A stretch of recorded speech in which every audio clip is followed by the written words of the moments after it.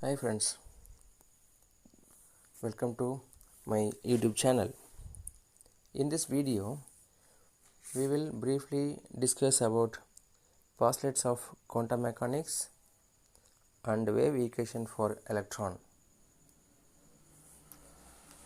So first postulates, every physical property of a system has a corresponding mathematical operator, that is psi equal to psi xyz t. So xyz is a axis, t is a time.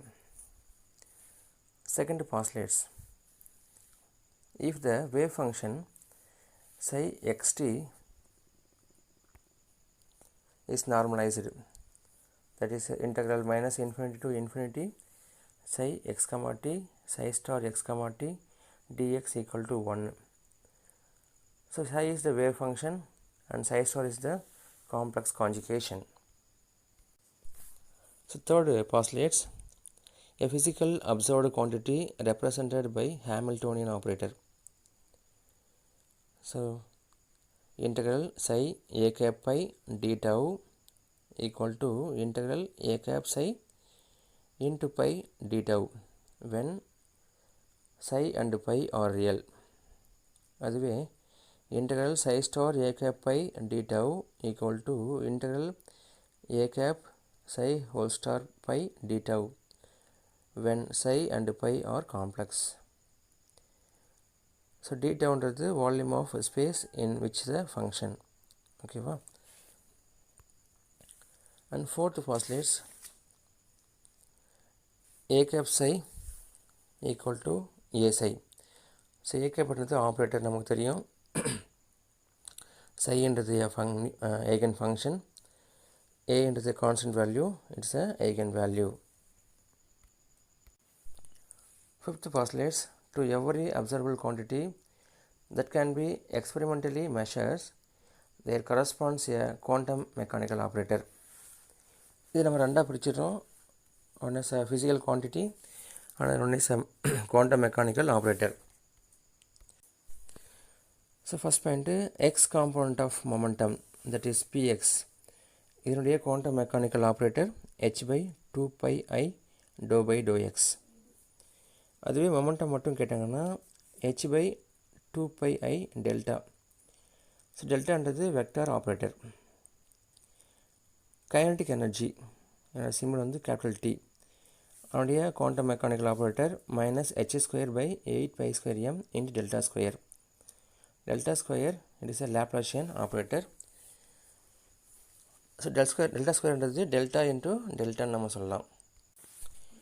So x component of kinetic energy minus h square by 8 pi square m dou square by dou x square.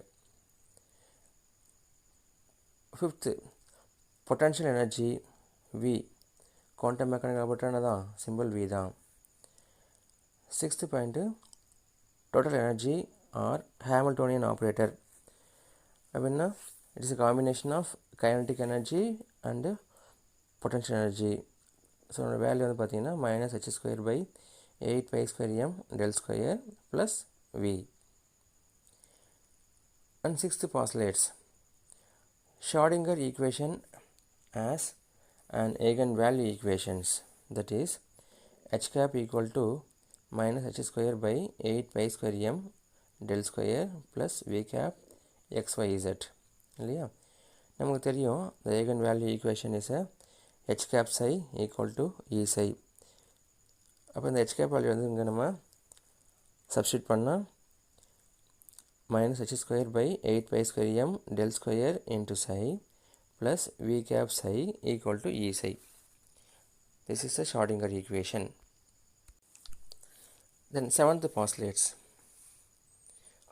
expected physical quantity system m bar equal to integral psi star m cap d tau divided by integral psi star d tau. So m cap என்றது operator of m. ஓகேவா. தென் eighth point, இது ரொம்ப ரொம்ப important point, அடிக்கடி டிஆர்பியில் கேட்குற questions இதுதான். The time dependent Schrödinger equations So h cap psi equal to I h by 2 pi dou psi by dou t. நமக்கு தெரியும் h by 2 பைன்றது h கிராஸ் நம்ம சொல்லலாம். அப்போ h cap psi equal to I h cross dou psi by dou t. இப்போ h capன்றது Hamiltonian operator. ஓகேவா? So we move to next topic, wave equation for electron. So the vertical displacement of string is called amplitude of vibration or wave. So wave definition is the vertical displacement of string இல்லையா?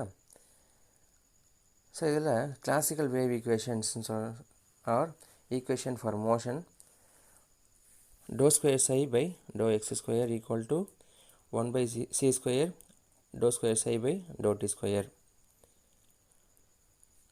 So this equation is solved by methods of separation of variables.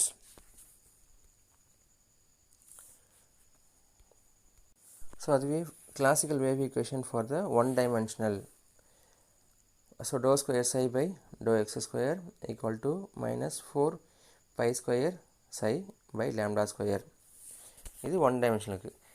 அதுவே classical wave equation for the 3 dimensional ஆச்சுன்னா dou square psi by dou x square plus dou square psi by dou y square plus dou square psi by dou z square must be equal to 4 pi square psi xyz by lambda square. So quantum கெமிஸ்ட்ரியில் ஒரு 5 video ஏற்கனவே போட்டிருக்கேன். அதனுடைய link வந்து description பாக்ஸில் கொடுத்துருக்கேன், அதையும் பாருங்கள். ஸோ நெக்ஸ்ட் வீடியோவில் நம்ம நெக்ஸ்ட் டாபிக் பார்க்கலாம். Thank you friends.